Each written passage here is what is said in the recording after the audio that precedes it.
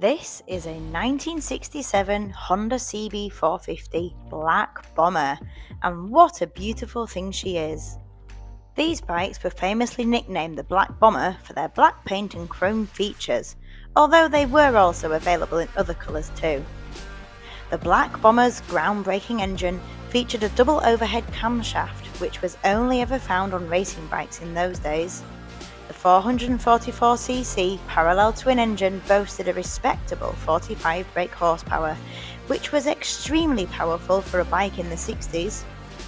Nowadays, the Black Bomber is considered a very sought-after classic bike, and collectors value them highly.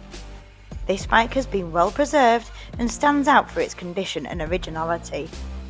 With only 10,029 miles from new, she's a very low mileage example.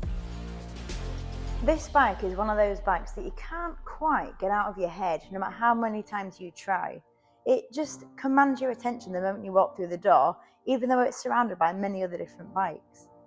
Now, what it is about this bike that I love the most?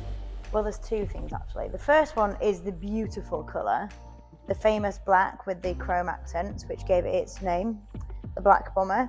And the second thing is I love the rear suspension. Look at that.